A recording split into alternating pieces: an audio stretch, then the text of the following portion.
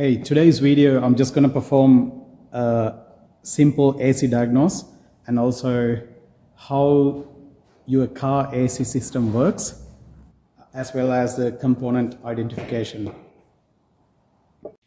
So there are several components working together to cool the vehicle cabin as long as you keep the AC switches on. So the main component is the AC compressor, which is on this car, it's fitted on the top of the engine. It's a Subaru Forester. So this AC compressor is driven by the crank pulley. When you hit the AC switch, it gives a signal to engage this AC clutch, and then the system starts working. The second important component is the AC condenser.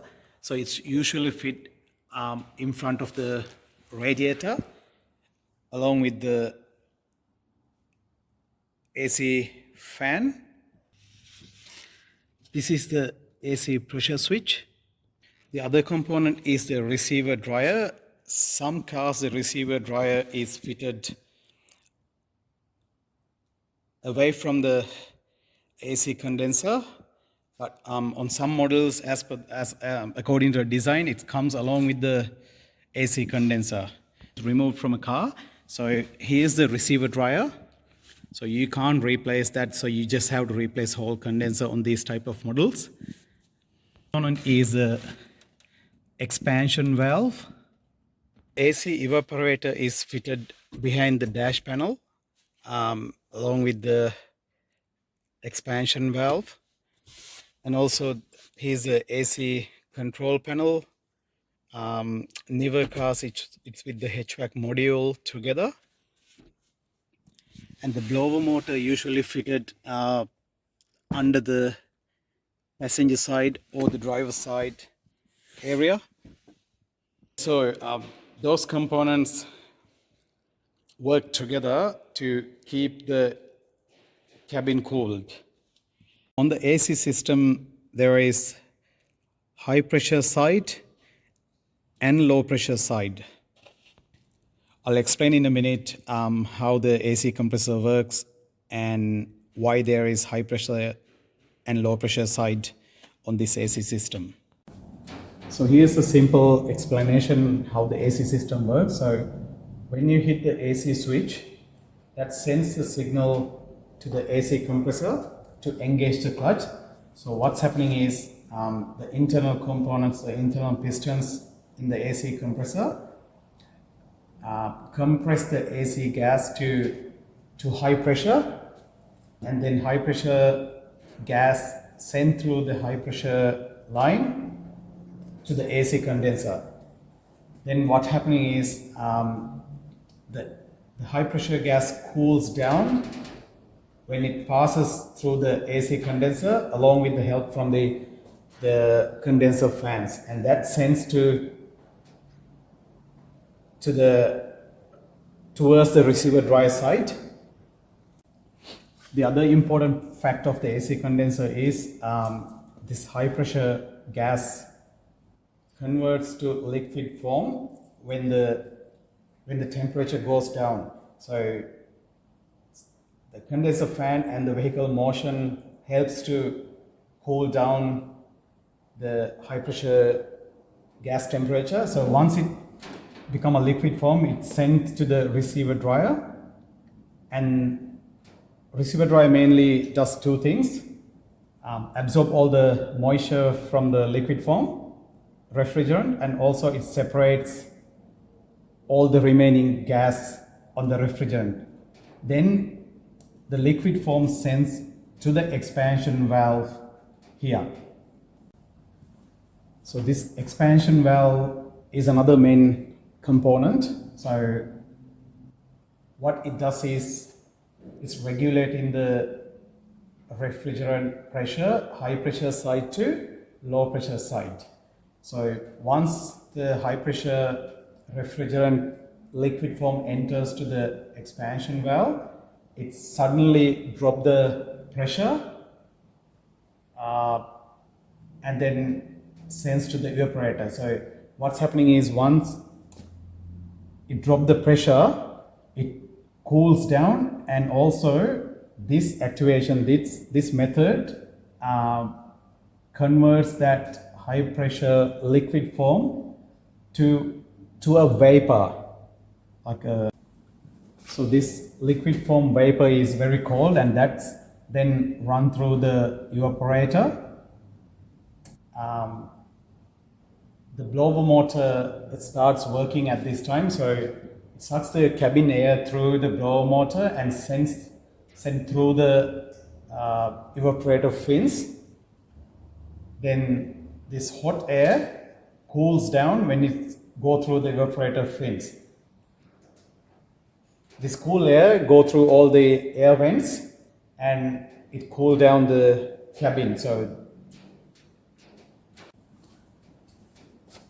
then the refrigerant sent back to the compressor towards the low pressure line, and the cycle keeps happening as long as the AC switch is on. So then that low pressure refrigerant convert to high pressure, send it through same procedure, and this cycle keeps happening. So that's how the AC system works. So another component, which is the AC pressure switch. So that's AC pressure switch can be fitted according to the design of the car on high side or low side, and sometimes it's in the compressor or close to the evaporator. So this monitors the pressure on either high side or low side of the AC lines. This switch is usually responsible for turning the AC system on and off. The switch itself is a close contact switch. So this AC compressor, what's on the floor now, which I'm showing that I have replaced on the car due to a bad bearing noise. So customer agreed to replace the compressor without repairing it. So I'm just showing the components on this compressor. So this is the AC compressor clutch, which engage and disengage according to the AC electrical signal. So once it engage and works along with the pulley, and also is the internal pistons works according to the AC clutch operation, and is pressurized and vacuum and makes high side and low side. So this Hyundai i30 here with the customer was concerning the AC not working. So it's just blowing hot air always.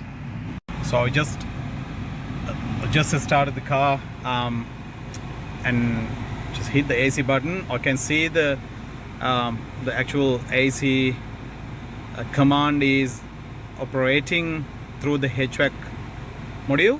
So what also I found the AC compressor not engaging. So what I'm going to do, I'm going to quickly check one of the simple checkup, which is is there AC gas, which is refrigerant, is in the system or not. And I'm going to press this and see whether there is AC gas or not. So just confirm there is no AC gas in the system. So what I found was the AC compressor is leaking on that Hyundai i30, so which is the area that the AC compressor was leaking. So I'll replace the brand new AC compressor on that car. So here's the new AC compressor which is being replaced on this car. So in next step I'm going to get the AC system regas. So I got this car here with no AC operation. So I'm going to use a manifold gauge and just see whether there is enough gas in the system and whether the electrical system okay or not. So yeah. So here's my manifold gauge set. So on the red one is the high side and the blue one is the low side. So I have here PSI and PSI reading here. When you use this manifold gauge set, so you keep these valves closed on both sides. So, and you are opening this valve when you check the pressure or when you evacuating the refrigerant out from the system or when you're vacuuming and also when you recharge the AC system. And also this pipe here, if you don't use the AC machine or the cylinder, so you keep them close. If not, once you open it, the AC gas will go out through these holes. So these quick connect couplers, so I got red one for high side and the blue one for low side. So those red and blue couplers has two sizes. So, and the red one is a bit bigger, the larger than the low side. So you won't miss this one. So before you connecting, you need to remove these safety caps. That's the low side here.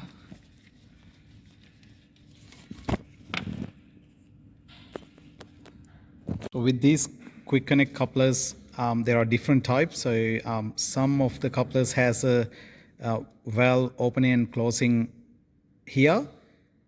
So when these type of couplers, you just need to hook it into the actual AC hose, the AC pipe. But the one with the valve opening, so you need to open the valve all the way up and then connect into the adapter and then close the valve. That's how, if you can see that inside, the inner valve that goes and open the actual valve in the AC pipe. So on this, so you just lift that one up and then press that one in. And here on the low side, it's the same thing.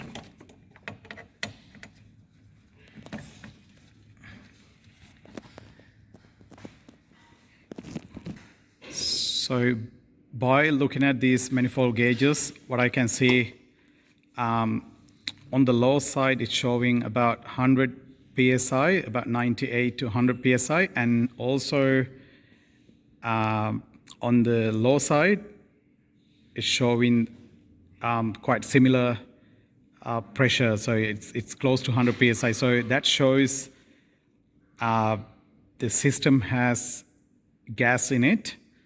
So that gas level is enough to engage the compressor.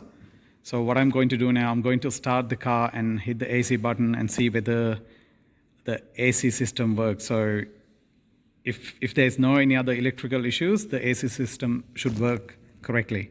So here I started the car and they turn the AC on, and here's the switch. I can see the switch is works okay.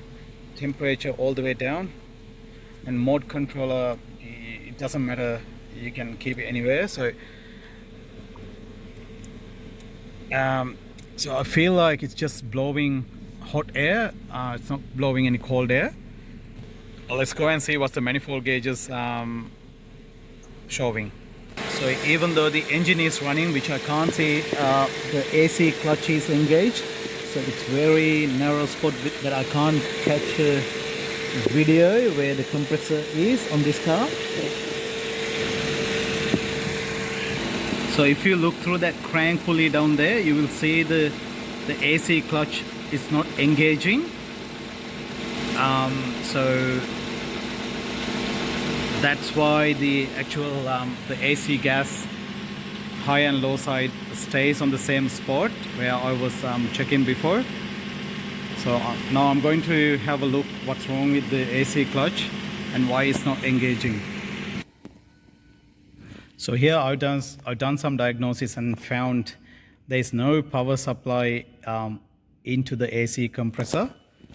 So I tested and confirmed the fuse is okay. According to the fuse and relay diagram, that's the AC relay. So I have tested and found this relay isn't working at all. So what I'm going to do, I'm going to replace that relay and I'm going to fit a new relay in it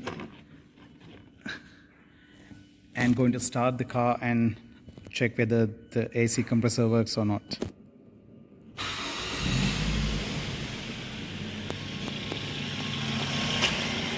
So here you see now the AC compressor is engaging. Now the low side is going down and the high side is going up. So that means the AC compressor works. So now you see down there below the crank pulley, the AC clutch has engaged. So that confirmed the AC compressor is working now. So you will see here with the noise now you heard. So when the AC clutch is engaged, you will see the low side goes down to below 25, which is the operation condition. So which can leads to give a good AC cool inside the cabin. So when the low side is sucking in, the high side going high. So the high side is going up to 150, 160. That is acceptable. So I'm going to check the temperature inside the cabin. Yeah, I can feel the cold air coming through the AC vents. Yeah, so that's confirmed the AC system works perfect. The problem was the actual AC relay, compressor relay was probably it's an open circuit. It's not the internal error of the relay. Yeah, so that's how I can just perform simply how the AC system works on this car.